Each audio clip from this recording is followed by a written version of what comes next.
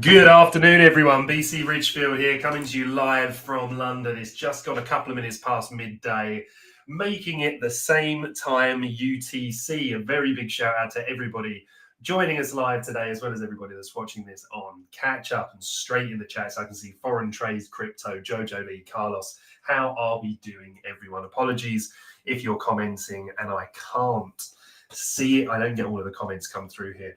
However, if anybody else does see it and wants to forward it on through, please do let me know, because it is our alt request Wednesday. Now, I know there's a lot of blood in the water at the moment. I know a lot of people are despairing. However, there's a lot of stuff to cover today that I want to speak to you all about. But what I want to start with, first of all, is, as we've done previously, and as we will continue to do as much as possible, we really do love to support the crypto community where we can. So the wonderful Crypto Burb himself, myself and the team over at the Burb Nest sat down, and what we're doing is we're actually opening the Discord for everybody for free for a 30-day recovery program. Now, what do you get in that? Now, it's all to do with understanding how a professional full-time trading team trade. You get full access to the courses, the education, the live streams, the private live streams, my live trading sessions, which actually we'll be diving into directly after this at 13:15. That's 1:15 p.m. UTC, as well as direct access to our in-house indicator, Burbicator Pro. All right. The whole idea of this is, look, when markets sell off like this, it's absolutely natural. Now, is this the top? Are we going into a massive nuclear winter of a bear market? Is this just the dip that everybody's been talking about to want to buy? They're the key questions that are out there now. Having systems, statistics, data that back that up so that you can make educated assessments is absolutely key. And that's what we're here to do. We're here to help get everybody back on track, have access to those resources, that education and those materials. So all you have to do is go over to Crypto Burb's Twitter. Yeah. You know it's him. He's the one with about 700,000 odd followers. There's a pinned post at the top. All you need to do is like, comment, retweet, and you'll get access. Now, we also run a hyper giveaway for his subscribers. It's $1 per month. And that puts your name into a prize pool for which every single dollar that comes into us, that comes into Crypto Burb's account, is then given away as a prize. All right. So if you want to be involved in that, we do have limited spaces. That isn't to put a hard sell on you, but we do have capacities. And in terms of that is who we can really, the amount of people we can really service well. And we want to make sure everybody gets a quality experience. So priority will be left for subscribers. However, don't feel like you have to. If you simply can't afford that $1 a month, then just like, comment, retweet, and we're going to open it up for as many people as we can. Okay. So that's out of the way. You know what to do. If you've got any questions, please do let me know. Loadvig, hello, my friend. Bikash, how are we doing? Jojo, you're very, very welcome. That's really kind of you to say, look, we did it last time. We do it with Congress. We try and do it a few times a year, especially when people are suffering a little bit. All right. So, if you want to take advantage of that, please do. You're very, very welcome to come over and join us. And there should be a load of really good things going on. We've got a customized schedule to really just help drive everybody back into the education, understand what it is that you're seeing in the markets at the moment, understanding the economic data, what's the landscape, what's the picture for risk, what could have helped me stay ahead of these issues. So now, with that all in tow, Aussie Grow Me, how are you doing, my friend? Let's jump onto the charts, right? And let's look at what we were discussing throughout the last couple of weeks. Okay, so And the main focus here, we got the Bitcoin chart up, is this inside bar pattern. Now, why is this so relevant? Well, an inside bar pattern, I learned this from my days in the traditional markets, right? Inside bar pattern, which is this pattern here. If you want to know more about the pattern, I'm not going to teach it today, but you can find a post linked at the top of my Twitter. All right, please do go over there and have a look. I'll pop it in the chat here. Right, you can find it posted at the top and it teaches you how to trade this pattern. Basically, it's a range play. Now, when you have a singular candle like this and the second candle to it closes within its range, meaning it doesn't go higher than its high or lower than its low, these two candles form the inside bar pattern. The basics of this is the larger range is called the mother bar, the high and the low. The inside bar is our internal range, and we trade these as a range. So when we deviate a high or a low, we look on a lower time frame. In this case, we would favor something like the 4 hour to see how price then reacts. Okay, so that's the low, that's the high. I know they're off alignment because they're represented by weekly candles, right? So what happens is we move these over. There's the high, there's the low. Do the candles close outside the range? No, they don't. Then what happens? We then cause a bullish engulfing here, and then we create a bullish order block through here. Price, then we target the top of the range. Okay, in here we can see price broke down really quickly here, but we deviated the range. Where do we target? The bottom of the range. So when we get a pullback to an area like this, a gap, it then still allows us a trade opportunity to be aligned with the correct bias. Now, what happened when we closed outside of the range, which we did here? All right, notice just wicks coming outside of the range low, wicks coming up from the range high. So what happened when we actually closed outside the range? It doesn't want to let me delete that. Yes, it does. Right? We closed outside the range. It's a marginal close, but now what I'm looking for here is the retest. And that's what we get right here. Okay. As we look, we can see price closed underneath. If this candle had come up and we closed inside, or on the lower time frames, we'd start to build some kind of structure in here, then I'd wait and look for the recovery, or wait again, like we did back here, for a bullish order block to form, right? Or for a bearish gap. However, we simply got the retest and price sold off. Now, what we're looking at down here is a very similar situation. Price is now closed below the low of the mother bar. All right, we wanted to see a quick reaction and price climb back inside the range to show us strength. We didn't get that. Instead, what we got was this 4 hour bearish gap.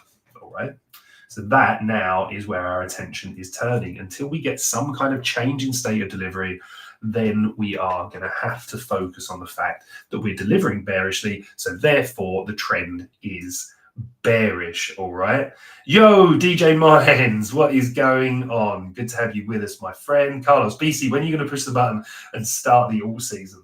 I know, right?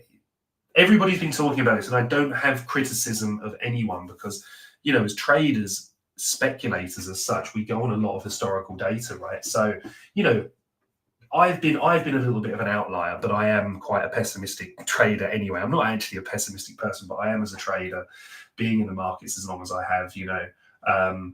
So I think I was a little bit of an outlier, expecting things to get worse. But my analysis on that, so you know, was based a lot more on where we were in terms of risk markets, right? Especially recently with the S&P 500, the NASDAQ starting to turn over, a relentlessly strong dollar, although we've seen some corrective move on that recently, and really, really aggressively strong bond markets as well, right? It wasn't painting the very best picture for risk. We saw a bit of an overextension that was exposed by the news that came out with DeepSeek that had a massive effect on NVIDIA and AI stocks. And what that did was that really kind of changed the landscape, and then everything really kind of just drew down into that. And then it just made me realize, is that really the kind of environment where we're really on for lots of risk bids? Not really, but I've been wrong before, you know, historically in the last bull market, you know, I called the top quite early. But for me, I go on what I'm thinking. I'm not here to make predictions. People say to me, oh, we're going to 85K, we're going to 80K, 70K, blah, blah, blah. We can just keep going down until basically price finds a value point. We're going to zoom out in a minute and take a look at that. But, you know, we are going to go. Yeah, Jojo. So Jojo, actually one of our members over at the Bird Nest, and has a really, really good understanding of traditional markets as well. So it's a little bit of a tricky environment when it comes to kind of gauging risk in the market at the moment. But ultimately, we moved off to kind of a little bit of a risk-off sentiment. Anyway, let me just show you this very quickly. So we're going to look at where we've got our key points here and here. We're going to look at this gap very quickly, and then we're going to look at what happens after we set this order block here. All right, for getting longs high, which was at midday. Now what we can do is we can move to the 15-minute time frame, right? And what we're looking for in here, we'll start with this one, for example. Now, as we've come underneath here, what are we looking for? We're looking for price to break down. We're looking for confirmation in here. Nothing about the price action in here is telling us to get bullish. Why not? Because we would require, some kind of sweep of liquidity. Then we need a structural shift, and then we look to trade this higher, right? We actually got the complete opposite of this here, which is price broke down, came up, couldn't even take liquidity above this high, which shows you weakness. Then when we broke down here, look how we create this gap, price ultimately then sells off. Now, if we go back to the bullish example in here, where were we? It was actually confirmed at midday by the time we had the candle close, which is brilliant. What are we looking for in here? Well, we're looking for price to purge some form of liquidity and then have some kind of structural break, right? This is one way you can do it. There's plenty of other opportunities. This is the high that sweeps the low. Do we close above it? We don't. Where's the next high that sweeps the low? Why is that important? Well, because that's the liquidity sweep, right? This is then the recovery. Ultimately, at this point, we don't know if it's sweeping liquidity here to head back for internal liquidity here. So it's swept this low, taking liquidity to reprice in a gap to move lower. What we're looking for is confirmation. So we invert this gap, meaning we close above it. Great. But also, we're really focused on where's the origin of this move? Where's the high that swept the low? This is what I want to see add some strength in. And this is what I call the breaker line. All right.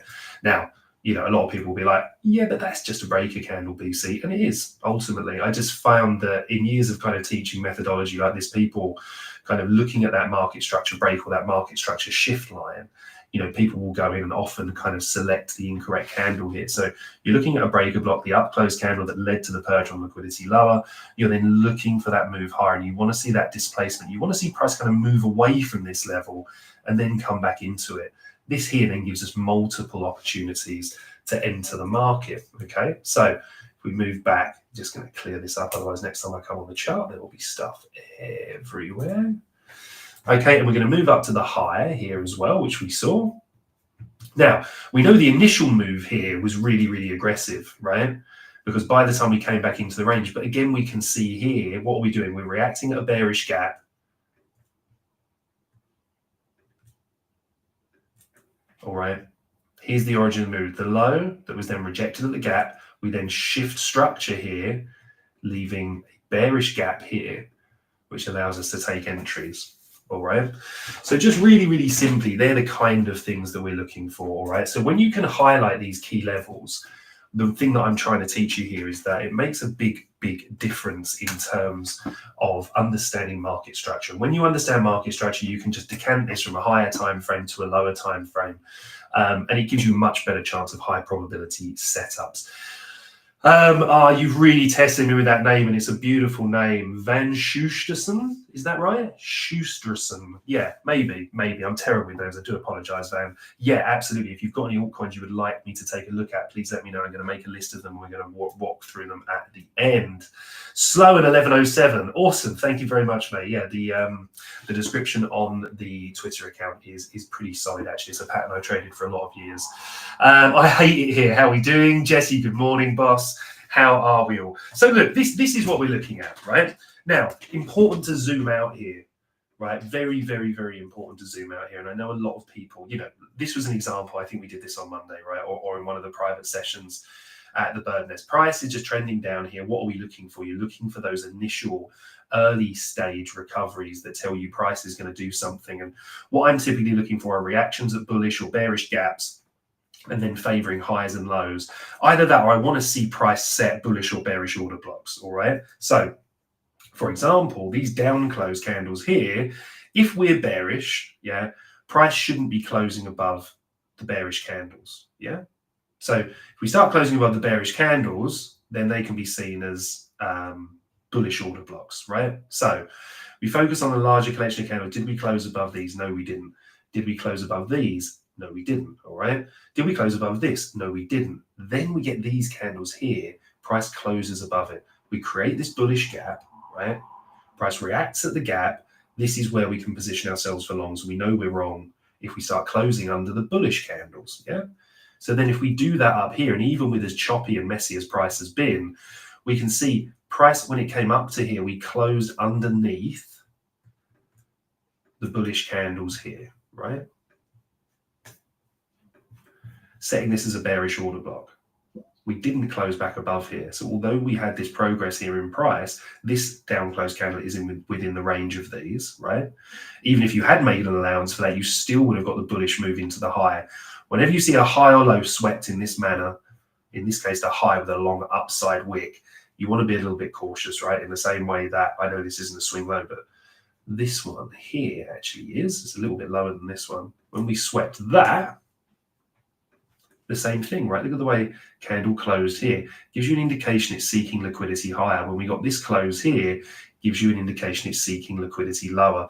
That's why how this weekly close comes in is really, really important, because currently price is delivering from a bullish gap. We'll just do this in green so it stands out. And we've swept a low. If the body of this candle can get back above this low, or even better with inside the mother bar, then we could be looking at a reversion here. We could be looking at price moving its way back up. Closing below this level here wouldn't be a particularly good sign, in my opinion. I think we could really start seeing a move down into the high 70s to rebalance these gaps. Now, all we can do is translate the information that's in front of us. So when we take that onto a 4-hour scale, if we're neutral, we're looking to overlay the same. While we're delivering from bearish gaps, right? While price continues to respect, because we're bearish, in this case, the up close candles, which become our bearish order blocks.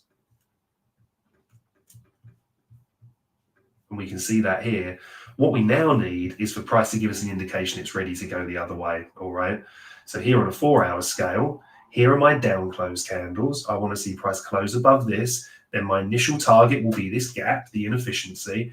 We close through this, showing strength where we expect weakness, and it gives me an indication price is ready to step back into this range.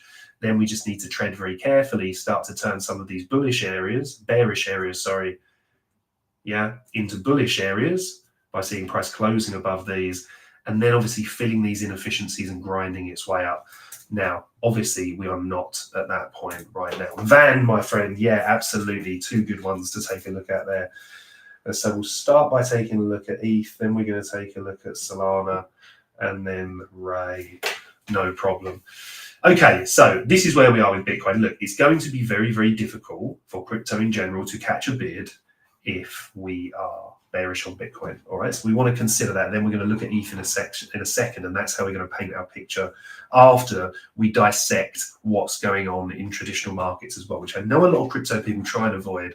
But if you don't think it's important, ask yourself the question of why you don't think it's important. In a high risk, incredibly high risk, in fact, a beta risk asset industry as crypto, and that's Bitcoin alone, let alone all the shit coins, right? That's massively controlled by traditional finance and major institutional players and commercial buyers and banks and hedge funds. If they don't want to buy it, it's not going anywhere. If the market isn't ready for a risk bid, crypto isn't going anywhere, right? So we need to understand the strength in the risk markets. If we're in a risk-on environment or a risk-off environment, that allows ourselves to position ourselves. And I'll show you the key drivers that I look at, all right? And we're going to cover them very quickly in a minute. Absolutely load fig. ACH is there. Right, so at the moment, Bitcoin doesn't look good, right? Doesn't look good. We're seeing very, very, very strong daily closes. We're seeing very, very high, large body, high volume candles, and price just looks pretty weak. Now, is this the level to short at? I don't think so, right? However, I would have been short from here, and an incredible trader, one of the best traditional market traders I've ever come across, and crypto as well, Tom Dante, taught me this. I learned this directly from him, actually. Well, no, because he'd probably call me a few choice words if I said that. He has a technique where he's monitoring the last low pre-break or the last high pre-break, meaning that you're looking on a traditional market scale of these last lows. When price closed below it, you look for those areas to be retested. Now, something that I've done over the years, especially dealing with more volatile markets, is looking in terms of this, right? So I'm looking for these key swing lows and highs that have been untapped. If price closes below them, yeah, like we did with this one here, like we did with this one here, then we look for the retest, which we got this morning, and then for price to treat that as resistance, right? Those are really, really key areas, because imagine this. Let's say you're long from here, yeah, price has gone up, then all of a sudden it's come back from your stop, you're down here in drawdown, then all of a sudden you can drive price back to your entry level for whatever you didn't take profit on, hopefully not the whole position, right? For whatever you didn't take profit on, mitigate, meaning you get out of that for very little loss, if any, often a break even, and then you can jump on the train with where you believe price is then heading. All right. So that's just one very, very, very small factor. I just wanted to mention that because quite often you'll see on my charts, monitoring of lows and highs. Why is that? Because swing lows and swing highs are our real key areas to watch for these swing failures. All right. Price taking liquidity, stepping back in and then seeking liquidity higher. Price taking liquidity from the highs, stepping back in the range and seeking liquidity lower. That's how we're looking at these markets. Okay. So just to kind of break that down for anybody who's maybe a little bit new here as well. Jojo, at the moment, flight to defensive assets, staples, utilities, especially healthcare, is ready to break out. This is really, really good insight here from Jojo, right? So when you're looking at defensive stocks, yeah, staples, utilities, especially healthcare, then again, that's something we plug into those metrics of which we're just trying to feel out and gauge whether the market's appetite is risk on or risk off. In a risk off market, Bitcoin, crypto is going to really, really struggle, right? So we need to look for that turnaround. Max Payne, first time to your stream, loving how you distill the idea. Do you use TPO, OF for any analysis or purely price action? No, so actually I do. I'm not the greatest with it, all right? But one of the things that I do use is volume profile, right? It's not something that I use all the time, right? In truth, I'm far from an expert. It's not something that I would teach. For example, I would expose some of my students to it, some of our students at the Nest. But this I do find really interesting from a range perspective, all right?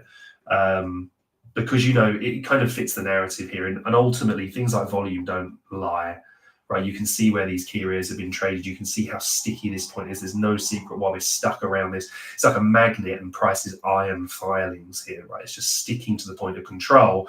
And when we're in a range like this is a range within a larger range, then what you're looking at here is basically like, say this is the drop here, and then we do the volume profile from say here to here before we had that big drop, right? Look how it just perfectly embodies this range. Price just, can't break out from the highs, can't break out from the lows. And then when you do get that move, it's so violent, so aggressive, it really struggles to step in. Max Payne, if you are interested in any way to join our free 30-day access, you can find information from that on CryptoBurb's Twitter profile, or just reach out to me on Twitter.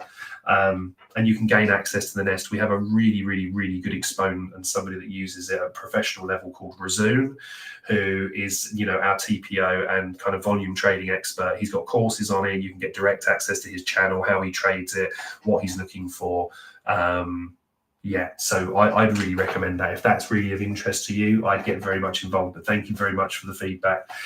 So where does it leave us? Look, Bitcoin's weak at the moment. We're looking at this here. We need to start seeing some of these lows to recover. At the moment, they're just being treated as resistance. So for me, this really inefficient move here becomes a really key target. And this starts around about 85K. So it would not surprise me to see price kind of heading there and then ultimately looking to reprice. What I would say is when we put in this swing failure at the top, and a lot of people were calling me a little bit mad because of market conditions that we saw, which is fair enough, especially when we took out this level and then we started reacting to these bearish gaps here. I just think people wanted the market to be more bullish than it was, and to not kind of, focus on these signs, focus on things like we had a rising DXY. This is a really key failure, swing failure. So price coming back in here, you expect price to kind of retrace at worst, in an ideal realm, to kind of a 50% level of this. When you start taking out these levels and closing in below them, price can just get a little bit dicey, all right? Now, doesn't mean that I'm always right, far from it, but we have to kind of make a plan and stick to it. So what does that mean? While the market's selling off, we're bound to see a little bit of weakness. So what does the overall kind of market tell us? All right, you're very, very welcome, my friend. Well, let's start looking at it, right? Let's take a look, first of all, at the dollar index, all right? Now, we've wanted DXY down back below this level here. We've got our ranges, right? We can see the strength in here. We wanted price close below this level, finally taking out this key pivot point in this key. Look, resistance, resistance, resistance, strong move above, held all the way through here before the sell-off again. Now price is holding this mid-range, right? More strength in the dollar can often be seen as a little bit of a flight to safety, right? Even though the dollar's been selling off here. What I then like to do is then look across at the bond markets, all right?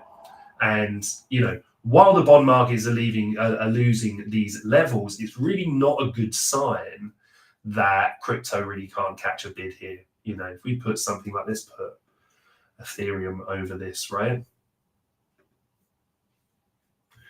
Now, really what you want to see is when there's weakness in the bond markets here, it means that buying US government debt, in this case, what we're monitoring, becomes less of an attractive proposition for funds, meaning that you see these pumps in risk assets because they're looking to kind of balance that portfolio and get a good return on their risk and on their investment. What you can see here is that, you know, since this point here, really, bond markets have been grinding down, right? We almost up here, we were very, very close to hitting 5% on the US 10 years, right? Meaning that you're getting 5% yield for buying government debt, which is pretty much the safest bet out there. At that point, that was beating inflation. So that's a very attractive proposition. So the money starts to flow into safer bets like that. Now, what we see very often with these classic inversions of bullish gaps getting closed through or bearish gaps getting closed through. The bearish gap example here with the volume profile price starting to pump, the bearish gap here, the bearish gap, meaning that when we invert that, it becomes bullish. And the same with this bullish gap here, when we invert it by closing below it, showed us the bearish nature of price here. This is pretty much aligned here. Look, really, if we look back, what we're looking for is like this. You're looking for these pullbacks here. Price being aligned here, right? Look, when you've got strength in the bond market, it's just difficult, makes it tricky for crypto to catch a bid. Now, when we started to pump here, what you'll notice is that price has been on a steady rally, and then it started to really cool off here. And look at the progress that crypto made, all right? Then when price started to drop, look at how well price did here. Price is selling off, the yield going down, risk assets going up. Then here, complete correlation with the top of that was when the bond market started to recover. Now, it's not always correlated. In fact, one of the things that worries me a little bit at the moment is that even with the weakness here, we've not been able to really hold any kind of sustained recovery here on crypto using ETH as our measure. So that's something that shows a little bit of a disconnect. It also shows, in my opinion, a little bit more weakness than we would want to see here in the crypto markets. So they're just a few of the things that I'm kind of looking at. The next thing really that's quite relevant for me are things like the NASDAQ and the S&P 500, shown here by the NQ contract for NASDAQ and the ES contract for S&P 500. Now, we can also see why crypto's struggling a bit here as well, right? So yeah, probably let's add that again, actually, so we can show you with Ethereum.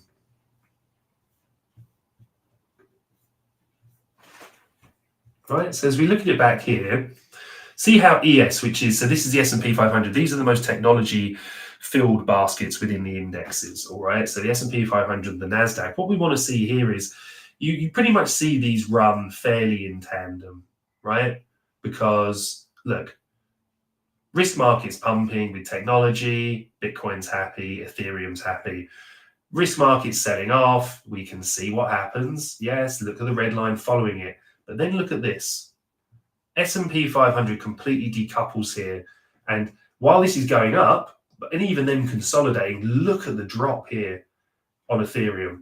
The problem that we've got here is that now the indexes like the S&P 500 and the NASDAQ are now selling off fairly aggressively. Now, one of the things we're looking at here is the fact that we've come into these lows, which is positive because we've, held this So we're hoping for some kind of recovery here, and for that to be a catalyst that starts to pick crypto back up as well. But this for me was really quite a bad sign as we started breaking down here, considering that as we've been moving up and we've been consolidating, price has continued to sell off here in crypto. So at the moment, it looks really, really weak across the board. I'm not suggesting you go out and start shorting these markets. What I am suggesting is what I'm going to show you now, and that's as we look at the alts that we want to discuss. Where are the opportunities to buy these? These market conditions completely reflect, or sorry, promote for me a flight to quality. Do I want to go out and just start buying obscure meme coins? No, because it's just pure gambling, even in the best conditions, right? Did I have a meme portfolio? Was I deep into the soul meme craze? Of course I was. How did I treat that? As I explained on every single one of my Twitter posts, this money is gambling. Right? I'm either looking for this to do 10, 50, 100x, or I'm expecting it to go to zero. And even after it does do whatever it did, some of them that we did have 30, 40, 50x, right? If you are not taking profit on those, then you have to expect that that money could be gone. And it happens very quickly. The riskier of the risk assets are the ones that will get hit the hardest. So, excuse me, just taking a sip of tea.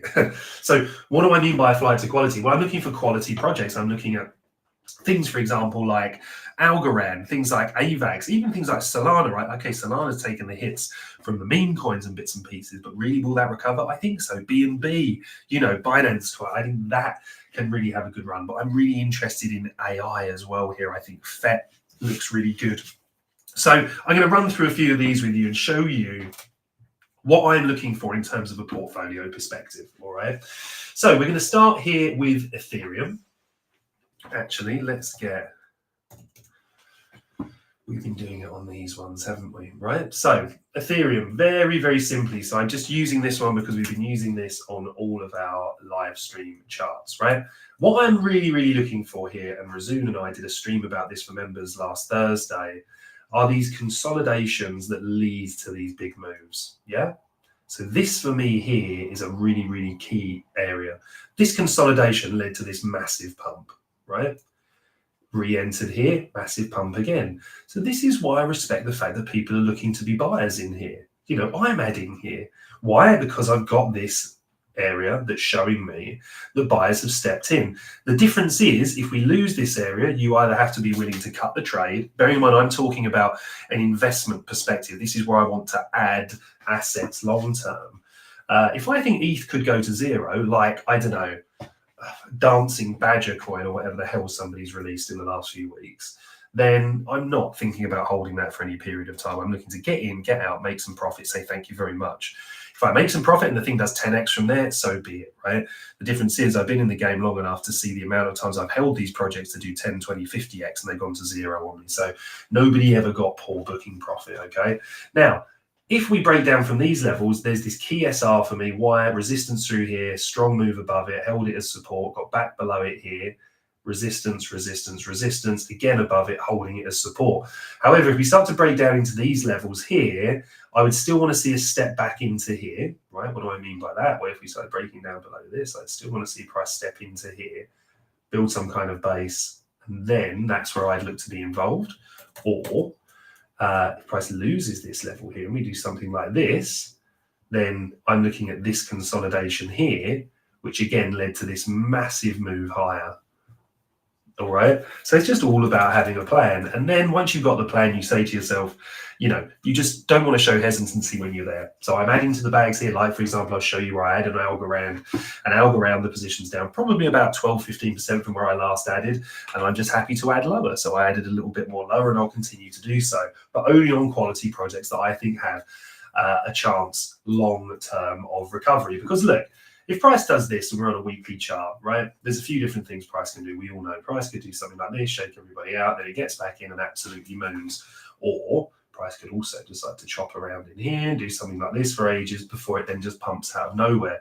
The difference for me is if I've bought, let's just say we've bought here, here, here, and here, yeah, and then our average buy-in price because of that becomes, say, somewhere here, then I'm happy with that because I'm exposed if we get the pump, and if we just continue to grind along for months and years, etc., then I keep an eye on the project, keep an eye on the team, use these dips as opportunities to buy, and then when it goes up, you realize that your average price is actually really nice, ridden about this green line, and we've got a really nice return. However, that doesn't mean at the moment I'm jumping into the chart and opening a 100x leverage position here or any leverage. I'm completely sidelined for swing trading with leverage, all right?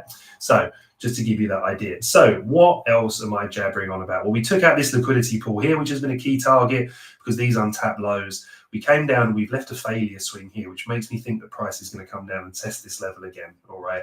We've got equal lows here, both untapped, and price just didn't quite take this out. That just makes me really nervous. We often see these get taken back out. So still looking for price to move lower here. If this week closes as it does, we will set a new bearish order block here, which will perform, which will act as another stage of resistance. In terms of anything we could look to draw higher to, I was looking at this last low pre-break, the last swing low pre-break with price closing below. We didn't quite get there. We got very close. And we also left this fair value gap here. So when price starts to give us an indication that it's looking to move higher, these two areas are going to provide a really good draw on price, or more accurately, a draw on liquidity. Now, we left this here because for me, this was the low that was capping the market to the downside. We can see we closed below this here. So what do we say? We don't second guess it. We talked about our analysis here. We are looking then for the last untapped swing lows before price broke down. There's one. Here's the other one. So what do? When price closes below, we look to these lows to act as resistance. What happened henceforth yesterday, having a short bias on ETH. Now, this long downside wick actually surprised me. We got a really, really strong recovery here on ETH, which is really good. However, we need some backup for this because all we've done in that massive drop has left this huge inefficiency here, which is this big bearish gap. Price very rarely reacts from the middle of nowhere, but after a big sell-off like this, clearing out a lot of this liquidity, there's an expectation that price draws back to an inefficiency like this, to a gap, before moving lower, or as it starts grinding up into it, showing that this isn't offering enough resistance, we can then look to target higher. At the moment, we're just kind of, in a little bit of no man's land. So considering that, let's get rid of that for a moment. One thing that we have got, and this is the key area for me at the moment with Ethereum, is this. That was our bearish gap. Price closed above it. What happens when that happens? This becomes an inversion gap. We now expect this to offer support. What else has happened here is we also have a balanced price range. I'll draw this out a little bit wider and do this in that color. No, something bolder. There you go. Right? So why is this here of interest? Well, quite simply, this is a bullish gap, and that has violated this part of the bearish gap. That means that this really should be offering strong support here, okay? If we close below this here, then we're making it to here, right? That's the next key liquidity for me. So close below this, violate this, and then my first target is 2,325.42, that kind of area, all right? As long as we continue to hold this, we've got the first and earliest stages of a recovery here. So today, for example, and I'll be doing this with Trade Club in about 35 minutes time, we're going to look here to see what that recovery looks like, all right? And for me, what I'm really looking for on a low time frame is a key level. Let's use this green box as an example, right? What I really want to see is price do something like this. I want to see that level purged or engaged with, and then I want to see a recovery, right? This high, as we discussed, forming our breaker line. We've purged some liquidity from a local low. All right, after engaging with a higher time frame level. So that's what I'm looking to happen. This pattern here on a lower time frame within here, but at key times and on key time frames as well, okay? So at the moment, ETH at a really key level here, loving this level. We hold this here, I'm looking longer, just because, look, we've had a huge drop here as well. We had these inefficiencies above. Yes, this big bearish gap here on the 4 hour is suppressing price, which happened last night. Price drove into it and started to sell off. But this here, for me, if we're looking for recoveries in markets, or you're looking for bottoms or tops, look for inversions, all right? examples. Let's just go to a completely random point on the chart. And let's look here, right? This. So what happened? Price comes in, sweeps liquidity from the low. First thing, check. Then what we're saying here is, okay, if price is breaking down here, because price is basically consolidating, right? And we had another example here. Price closed above this gap. Gap becomes an inversion gap. Yeah, closed above it here. We target the next liquidity. Great. Okay. So then when price closes below this here, which we did, we target liquidity below, although it had already taken it out in this case. So next example, where are we looking for this? Here, right? Why here? Well, that is quite simply our gap, right? Oh, if I can actually get there we go. Yeah, bearish gap. These should reject price and price should go lower. We close above it. Where does price head to? Next liquidity above this high. Then we're asking ourselves as we're going through, are we respecting the bullish gaps? So typically when you go to these major highs and lows of moves, one of the first things we see, one of the earliest indications we get are these gap inversions. Here we get a close below, price retests it, chases down all this liquidity lower. How did we know here or to expect that we were moving a little bit higher? Same thing, bearish gap, price closes above and we move higher. That's all I'm going to say on it. I would go in and I would check that for yourself. If you want to come along, grab the free membership to the Nest and I will show you this. This is all taught on my courses as well. Andre, hey, great to have you with us, my friend. Finally made it today to watch live. Well, that's awesome. Thank you very much for going out of your way to listen to me jabber on for a little while and share my experiences in the market. Let me just run through some questions quickly, guys. And then, look, we've got the plan here on ETH. Close below this level, then I think 2.325 is the key one. Look, if price closes here and we start to move lower, yeah, and then we get back above this level, then I have even more conviction we're moving higher, right? So that's the key thing about drilling down until we find this kind of precise information. Join us, Huggerbear. Welcome again, my friend. I remember that from Monday's stream. Do you think there's a good chance to revisit 92, 94K? I want to get put and bought there. Well, sorry, mate, because I'd already changed. Well, that's our analysis finished here on ETH. So let me just pop back to Bitcoin quickly and tell you what I think here. What I think here, if we look at this for me is just one large displacement leg. We've taken liquidity from those highs. We've cleared out liquidity from the lows. So what am I looking at here? I'm looking at it like this, right? Now, there's a gentleman called Michael who you probably all know is ICT. I was very, very fortunate to be part of one of, if not his original core mentorship programs, one of many traders that I've studied under.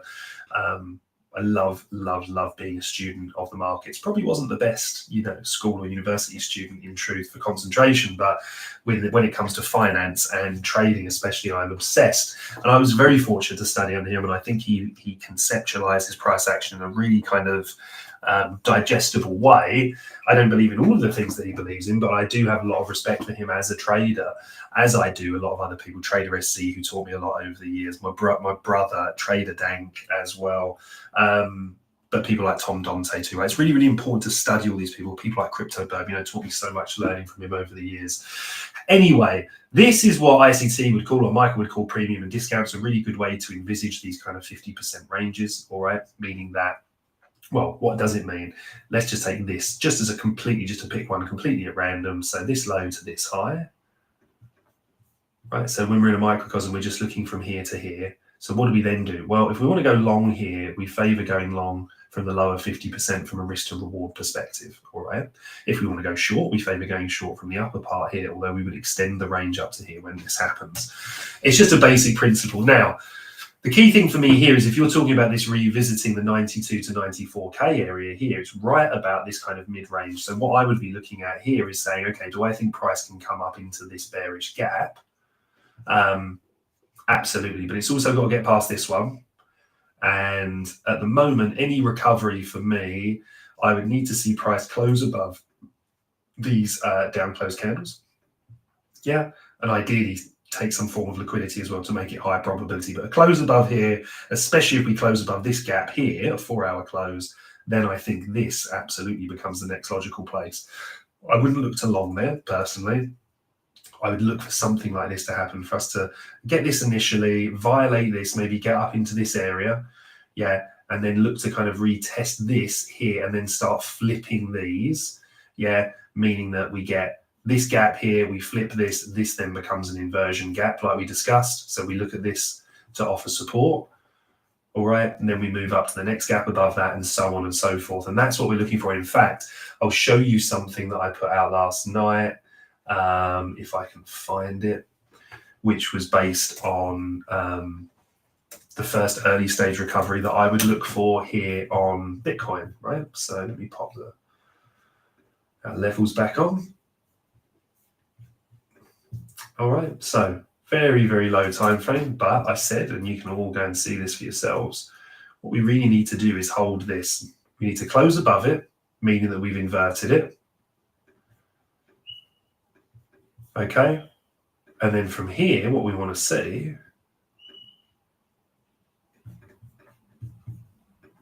is the 50% of this gap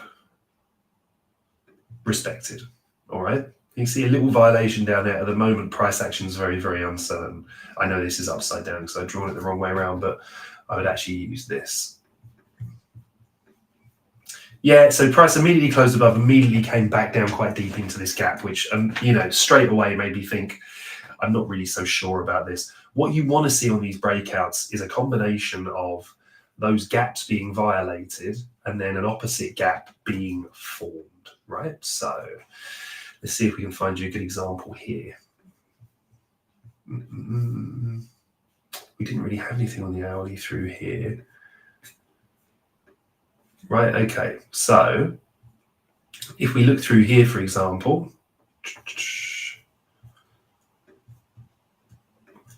because you always want price to be engaging a key level like external liquidity, right? So here we had a bullish gap, closed through here.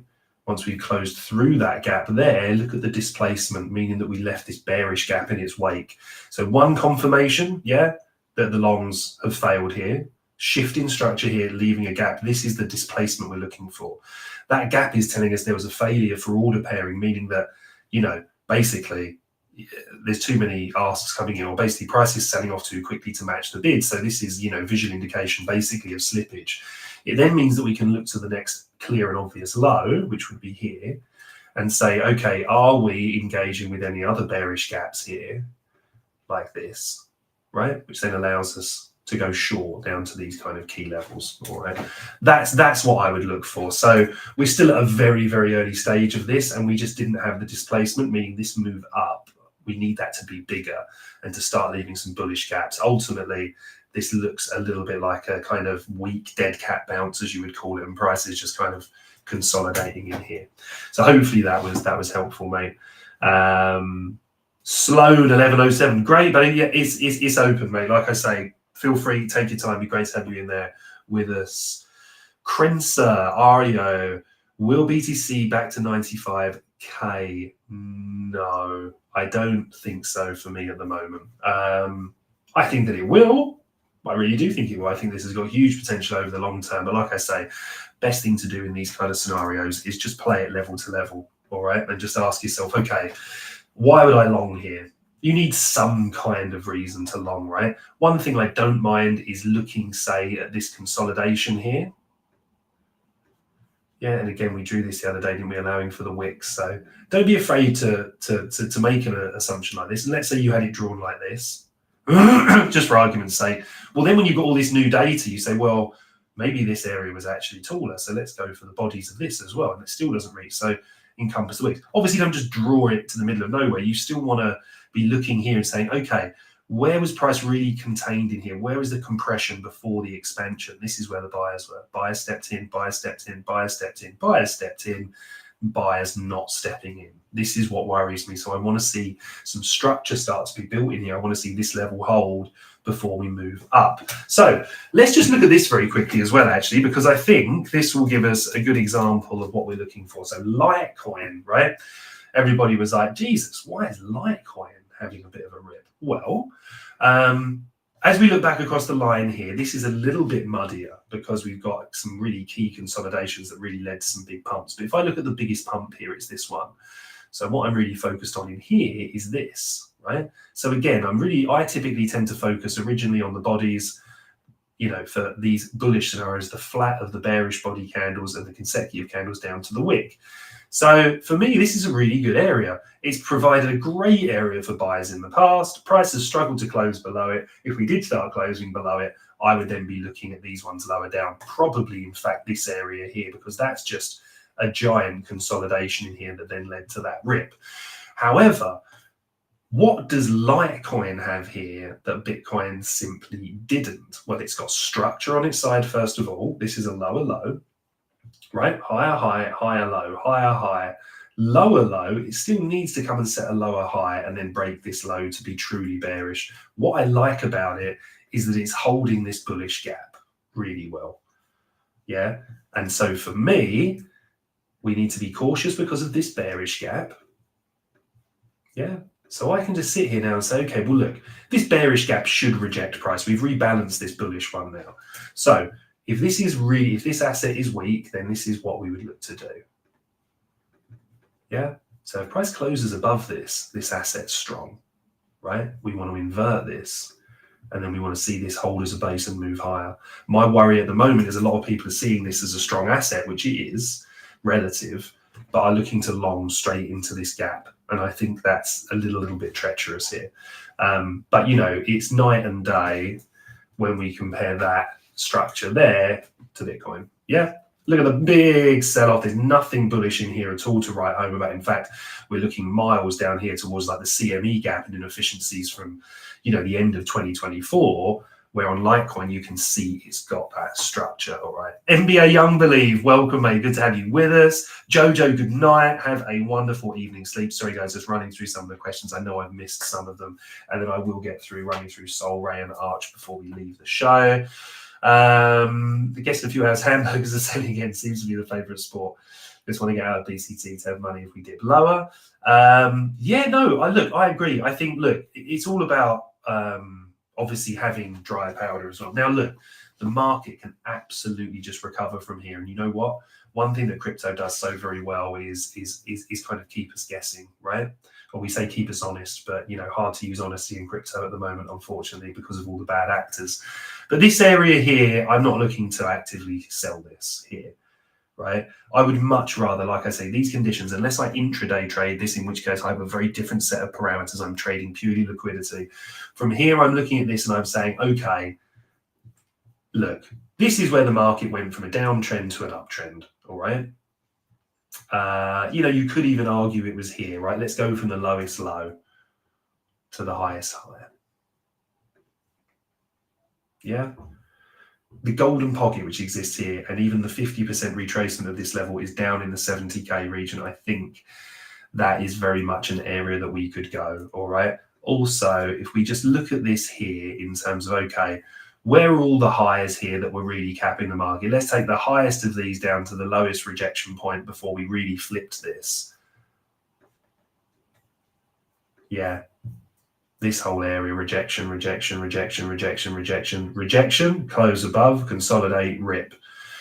So this area has a lot of confluence for me. I also think that max pain for this market is everyone doing this, trying to long this dip, getting wiped out, trying to long that dip, getting wiped out, longing this dip, bigger dip into here, people say it's over. You see these tiny little sweeps like this and price rockets. I'm not saying that's what's going to happen. It's very hard to predict the timeline in which that happens, right? But that's what I foresee if we start closing out below this area of consolidation. I would then look for this to be retested, show us continued weakness, in which case I think we could have a much larger drop on our hands. But I'm not planning for that right now, and I'm really not saying Bitcoin's going down to 70K. But I am telling you right now, it's a possibility, right? So we have to factor that in and then build pictures on the lower time frames as well. Okay, yeah, good question. We do visit 70K. What's a reasonable time frame? For me, I really do think like looking at the 4 hour is pretty key. Either looking at those changes in state of delivery, which again, the daily can be a really good one for, just to give you a very quick example of that as well. Up here, we're respecting down closed candles closing above them. Down closed candle here never closed above it. What did we do? I'll draw this as a box so it's easier for you to see, right? So down closed candle, my order blocks here are bullish, yeah? So down close candle, price closes above, we hold this area, it moves up, right? Next down close candle, price closes above it, we respect this area, price fails to move up. When do we start to get suspicious? Remember what I said to you, when we start closing below the 50%, which was here, then what happened? Then at that point, we'd had a shift because all of a sudden, yeah, price had started to close below the up close candles, yeah? Up close candles, price closed below, and then look at this. Did it then try and recover the 50%? It did not. All the wicks held below it. So on a daily, it's a really good idea to start looking at these, right? Because again, then when you start delivering bearishly, okay, are these being respected? Yes. Up close candles, price closed below, retest, price sells off. Where's the next set? Here.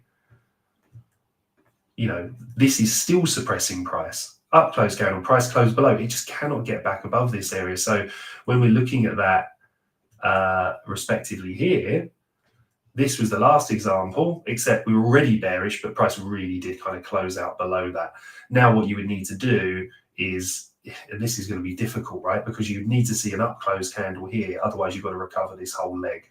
So I would either look for the gap inversions, meaning that gaps like this to be closed above. Yeah, I know we're already back up here at like 96 in this example, which is why you can do it on the 4 hour. But the 4 hour is no different. 4 hours is just a slightly more aggressive time frame, right? So up close candles here, as we covered earlier, price sells off below, right? What have we got here? Up close candle here, price selling off below. Now we've got the up close candles here, right? Price closes below this, we then look for rejection for price to move lower.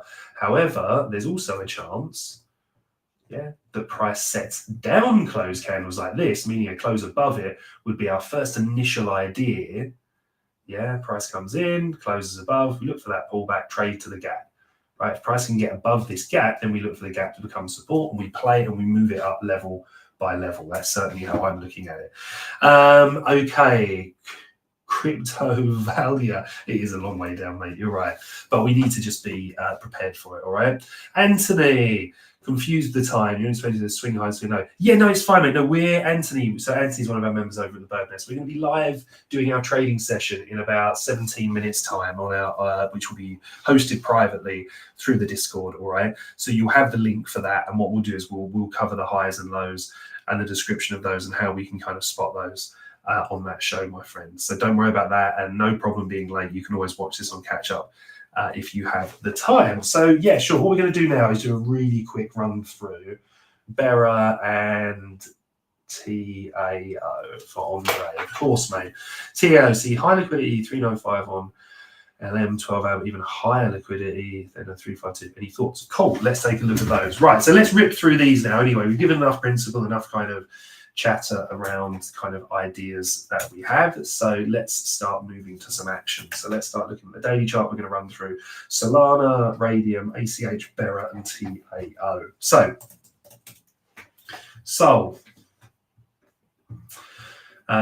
here we go. So as we discussed last time, you're closing down below these levels here. You look for that little pullback and price is coming in. We didn't even really get much of a pullback here.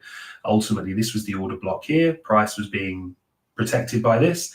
As we've dropped down into this here, then the next level we're looking at for support is all the way over here. And that's like a fairly kind of loose area, but really if we kind of look at this, this was the area that we were targeting when we were breaking down over here, because these are those kind of flat lows. These are those kind of trend line lows, LR for any kind of ICT people out there. Price can just really accelerate in to take out liquidity below these, because they're where people are putting their stop losses when people are going long. And people always say this, but like, why would their stop still be there? Surely they're cashed out. You'd be really surprised. A lot of major institutional investors will hold through large drawdown periods, or will have positions that will be designed to pay out over months and years, right? So this was a really key pivot point for me here. Resistance, resistance, resistance, strong move above this whole area is constantly provided really, really, really good buying opportunities, right? So really, really simply, I don't even need to move to another level here. This is it for me with Sol. This is exactly where I want to see it, yeah? And actually, I was giving that as an example to be bullish, but you'll see it this color on my charts, right? That's where I want. This is where I'll get interested in Solana. In terms of real key levels, I'd love to see us take out this swing low at 110. Why? Because I think there's just a ton of liquidity under there, and I think a move where we kind of take that out and recover would catch a lot of people off. We get the deviation, we step back in. Ultimately, this whole area here is basically like a giant range anyway, since it broke out. I imagine if we were to do this, yeah, we would say this is where price kind of came into this consolidation, looking at it until it kind of broke out of the consolidation.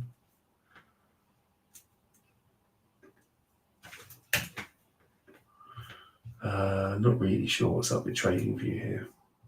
Doesn't really want to play game. However, what it would do is it would give us a volume range, I would imagine, with a low around about here. So I think this is the area that I'm interested in. Sol, that starts around about 128 and goes all the way down to this key level at 109. That's the area I'm looking at for recoveries. Again, if we really start to lose that area, this is a pretty solid consolidation around 60. This move down here, the kind of 90 to 100 region as well, led to a pretty big pump.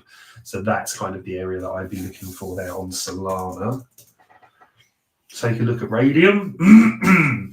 I mean, this thing, I don't expect this thing to stop until here.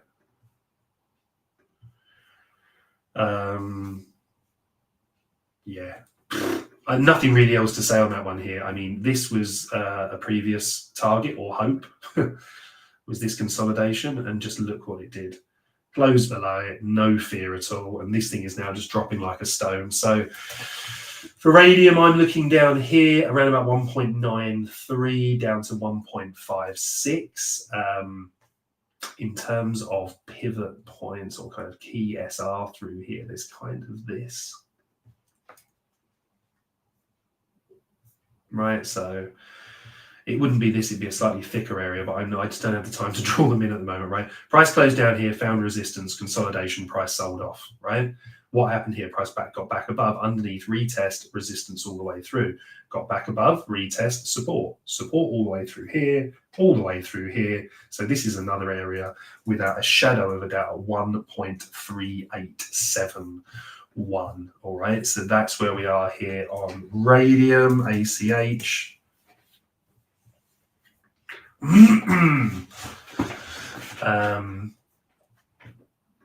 Okay, ACH doesn't look as bad here, actually. Quite difficult to get kind of like a very accurate SR on this. Again, I would draw them as boxes normally, but I'm just looking at these key kind of pivot points here. It would be something like this. Difficult though, but resistance, support, resistance through here, support all the way through here. A little bit messy in here, but then we got the deviation underneath this level. So, you know, as a box, that would probably be your low and that would be your high. So deviation, price got back above. Higher low, higher high, but really for confirmation, we need to see price above this. So what I'd be targeting here is combining these two gaps and looking for price to get above here. All right, so on the daily scale, to confirm this as that real shift, I want to see price close above this level, which is around about 0.0343, then use that as a base to move higher. Any rejection in here, by the way, and taking out of this low, I would look at this as last low pre-break. I would look at the rejection being something like this, break down below this. I would then look for this to offer a key rejection point to move lower. If we climb back within this range, then again, I'd look, you know, for some confirmation that we're going to start to build higher. Bearer. Okay, it doesn't look terrible here. I'll tell you as for why. Holding this bullish gap. At the moment, it's holding structure as well on a daily scale. Low, all right, higher, higher. This is looking like the higher low. So this looks like it could push up. Confirmation on this, we would need to close above these up close candles, these down close candles here, sorry, forming our order block. That's not valid until we close above. If we get that close above, bullish candle to look at that. And what we look at on the lower time frames is something like this. All right. Perfect. So TAO.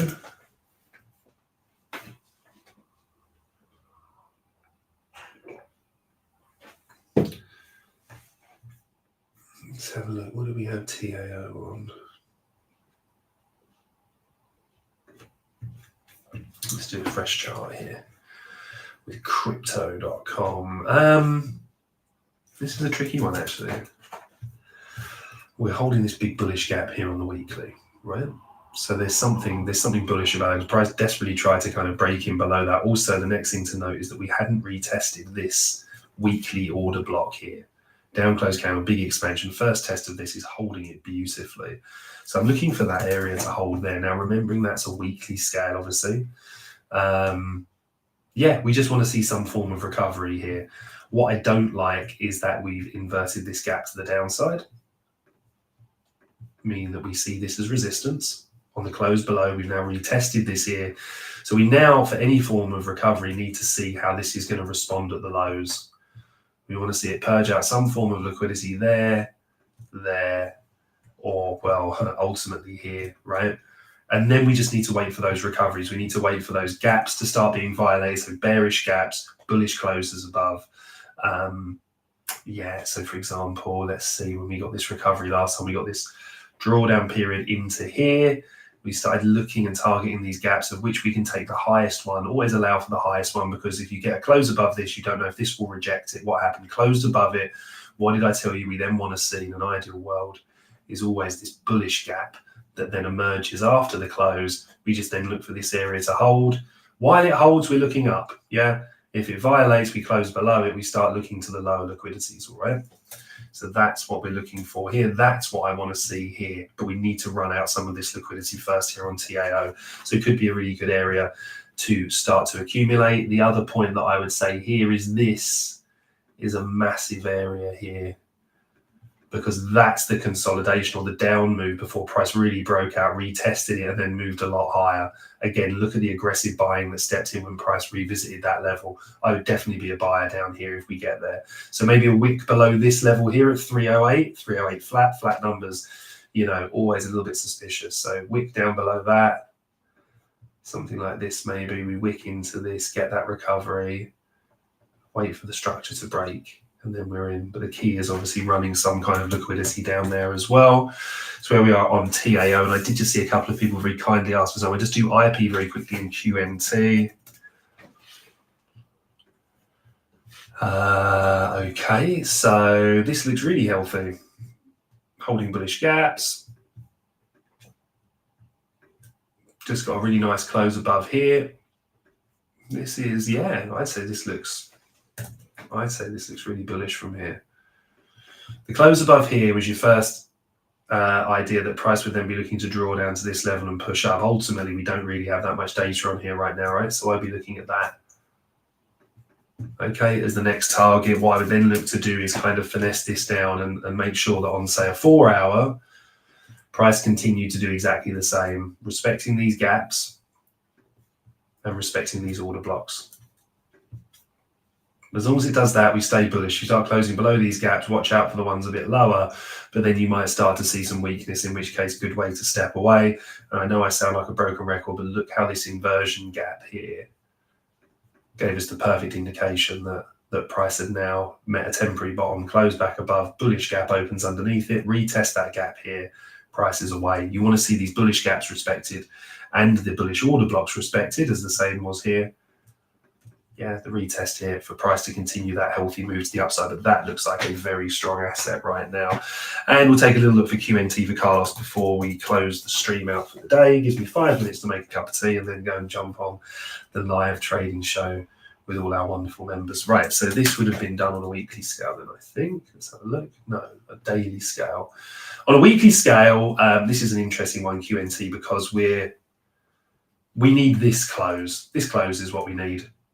On a weekly scale, we just need price to close above this, and then we can use this as a base to move higher, right? We haven't got that at the moment. We're delivering from this bullish gap, which is obviously bullish, but we're also currently in the realm of this bearish gap. So what do we want to see? We want to see price on a weekly scale by the end of this week close at least where it is here, above this line and above this, which would turn that bearish gap into an inversion, which would give us support and then allow us to build higher. Until then, unfortunately, that is just a bearish gap. On the daily scale here, what I do like about this is, as we were looking here, That's your down close candle. That was supporting price through here. Down close candle supporting price through here. So we can get rid of those, because then what was our first indication? Bearish gap. Yeah. What do we then want to see? You want to then see the up close candles close below, and then we use this as resistance. What do we then look for? We then look at the next point of liquidity that price can run to, which is here, or the next clear and obvious liquidity. And then as well as these equal lows below, I personally would have expected them to run out these as well. But again, expectations and reality are very different things. We ran out this and we had a lovely strong reaction. What I really like about this is that in doing so, we've also created this beautiful order block here. All right. So again, price is in the early phase of a recovery here. We need to just remember we've still got this weekly bearish gap here, because price can get all the way out here and still get slurped back down into the gap. If we want another early stage, not early stage, but if we want more confirmation, I'd be looking at this higher bearish gap here and want to see price close above it and use this as support. All right. Okay, legends. Look, I hope that's been nice. I know I've rambled on for a long time here. In fact, probably going to be late for the live trading session in truth. Thankfully, we always set them up 15 minutes before they're due to start. So just want to say a very big thank you to you all. Please do stay ahead of major news events this week as well. We're actually pretty chosty until tomorrow when we have unemployment claims hitting the US market. But we do have US GDP month on Friday, as well as core PCE price index, which have really, really high chance of moving the dial, especially in terms of volatility. So please do be aware of those. We're in a very fundamental, very news-driven market at the moment as well. A lot of these assets are very illiquid, right? So please do trade and be careful for it. Like I say, to kind of zoom out from the charts, find those key levels, make sure you set the parameters for which you're willing to step into these markets, and please, please, please exert the highest levels of risk management at any time that you're trading, all right? But especially right now. Wishing you a fantastic week ahead. Please do remember, if you want to come over and join us at the Bird Nest, you can do so. We're opening, I think, 500 places at the moment, absolutely free. There will be priority shown to subscribers, but to subscribe to Crypto Burbs account is only $1. And actually, all you're subscribing to is to get unique content, but also to go into the hyper giveaway, where all of that money is collated, every single cent, every single dollar, and then is given away as a prize to one lucky winner at the end of every month, I believe.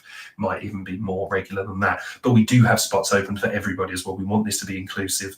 Unfortunately, the limits that are imposed on us are not our own, but we've maximized it to the point that we can take on 500 new people. If you aren't able to be a subscriber, please just follow the instructions on Crypto Burb's post, which is pinned to his profile, and then you can work your way through and still be in with a chance of grabbing your 30-day recovery program. We're going to work with you every step of the way, with the professional trading team, all of the resources that are available, even Crypto Burb himself, to just make sure that we use this opportunity to get everybody fully prepped for the resurgence of the bull market, should that come, but also very, very well prepared if we are going to be moving into a bear market, and we will do at some point, and teach you how to trade these markets both ways, or to sit on your hands, to build, to access, to learn, to better yourself ready for the next bull market. Okay, legends, thank you all so much for joining me.